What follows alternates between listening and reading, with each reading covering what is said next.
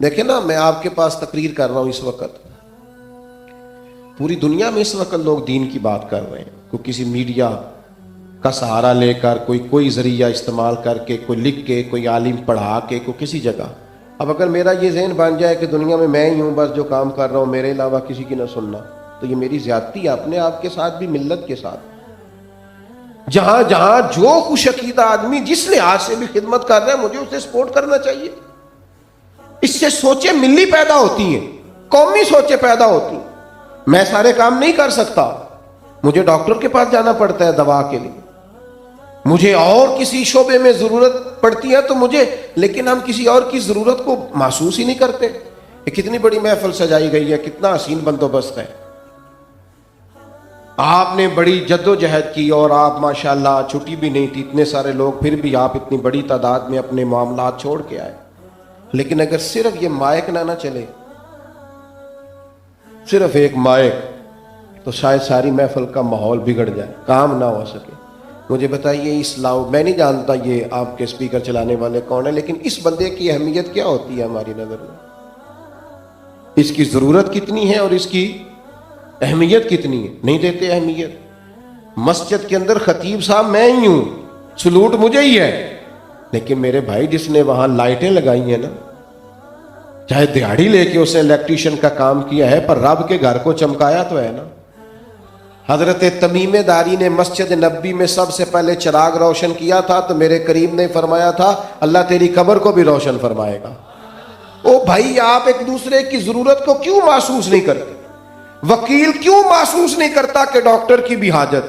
Doctor کیوں محسوس نہیں کرتا کہ پولیس والا بھی ایک ڈیوٹی کرتا ہے؟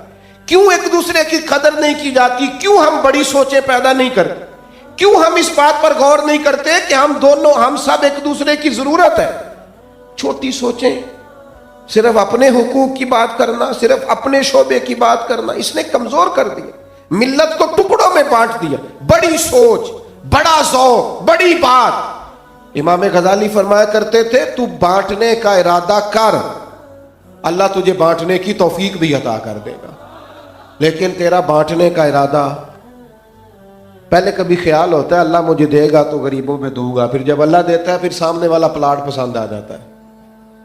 پہلے کبھی خیال ہوتا ہے اللہ تعالیٰ مجھے دے گا میں بڑا بانٹوں گا، پھر جیسے ہی ملتا ہے نا، ناراض ہو گئے آپ لوگ۔ میں کدو تہاڈی گل کیتی، میں تو پتہ نہیں کس کی کر رہا ہوں، کسے باشد کر رہا ہوں۔ پہلے بڑا خیال ہوتا ہے پیسے آئیں گے تو بانٹنے ہیں، پھر جیسے ہی آتے ہیں پھر محسوس ہوتا ہے گاڑی چھوٹی ہے، یہ کبھی بڑی ہو جائے نا۔ او خدا کے بندے، بڑے لوگ تھے، وہ بڑے لوگ تھے، وہ بڑے تھے جن کا مزاج بڑا تھا۔ لو سنو نا، بخاری ہے، حضور علیہ السلام نے فرمایا مہمان آ گیا ہے، کو لے جاؤ میرے مہمان کو روٹی کھلاؤ۔ ایک صحابی لے گئے، اور لے وہ گئے جن کے گھر میں صرف بچوں کی روٹی تھی۔ اپنی تکلیف دیکھی جا سکتی ہے، بچوں کی بھوک نہیں بندہ برداشت کرتا، مر جاتا ہے باپ۔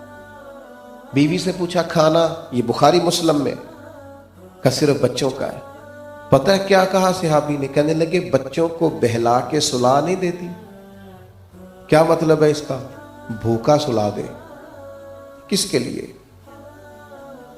کسی مہمان کے لیے؟ چودھری صاحب نہیں آئے، بہت بڑا آدمی نہیں آیا بظاہر، خیر وہ تو بہت بڑے تھے جو حضور کے مہمان تھے، دنیاوی لحاظ سے سمجھا رہا ہوں۔ بچے بھوکے سلا دیے،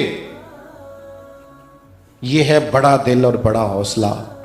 اور پھر صحابی کہنے لگے جب مہمان روٹی کھانے بیٹھ جائے نا تو چراغ ٹھیک کرنے کے بہانے بجھا دینا، میں ہاتھ اور منہ ہلاتا رہوں گا، مہمان سمجھے گا یہ بھی کھا رہا ہے۔ او غریبوں سنو، صحابی ہمیں سبق دے رہے ہیں، چراغ بند کر کے سبق دے رہے ہیں، غریبیاں بتائی نہیں جاتی، غریبیاں تو چھپائی جاتی ہیں۔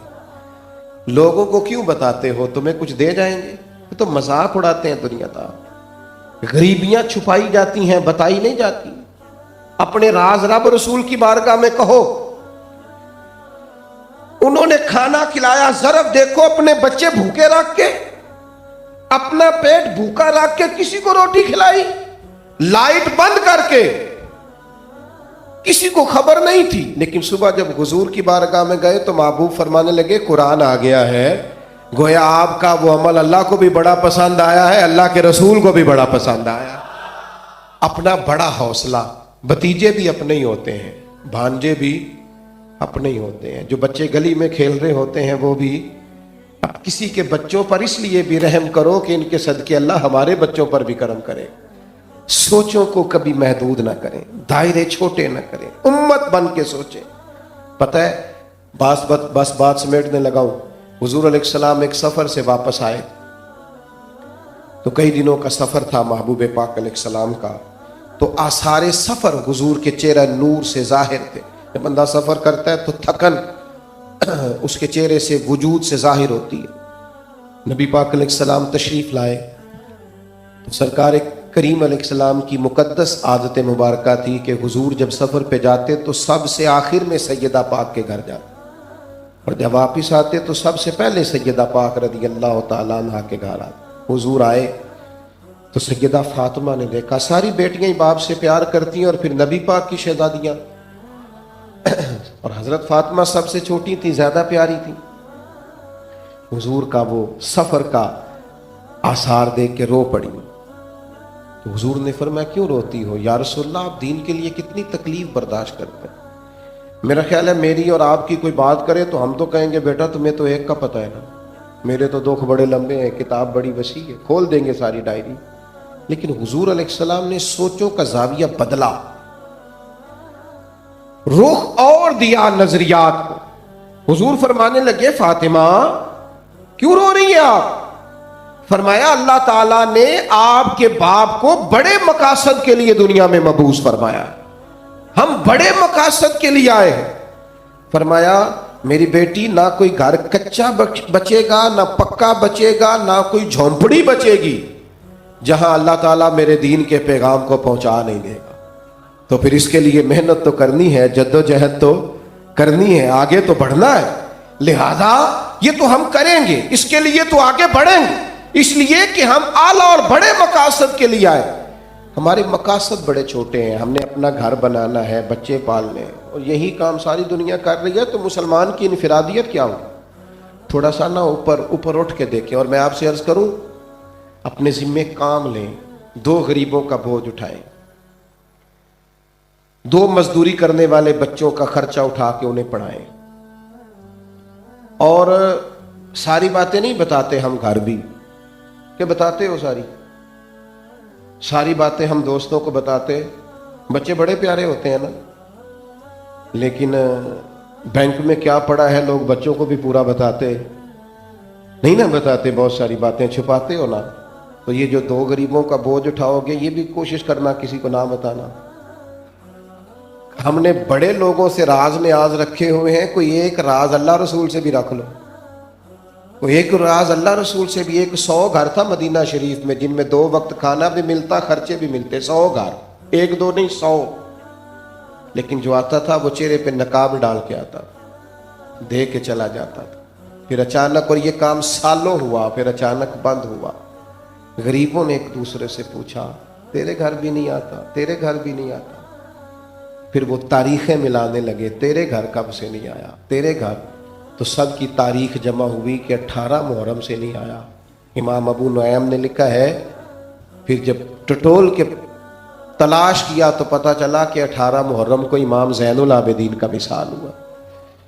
شیر خدا کے یہ پوتے 100 گھروں میں لنگر پہنچاتے تھے، لیکن کسی کو پتہ نہیں تھا دے کون جاتا ہے۔ غریب کہتے ہیں نام پوچھتے تھے آپ کون ہے تو وہ غصہ کرتے تھے، کہتے تھے اگر زیادہ تفتیش کرو گے تو آج کے اکھاں جدو میٹیاں زمانہ مینو روے گا، اپنا تے اپنا بیگانہ بھی مینو روے گا، جدو نہ میں دسیا میں خارا نو میں خانے وچ جام ٹوٹ جان گے، اے میں خانہ بھی مینو روے گا، کئی لک لک رون گے تے کئی بک بک رون گے، گلیاں دا یانا تے سیانا مینو روے گا۔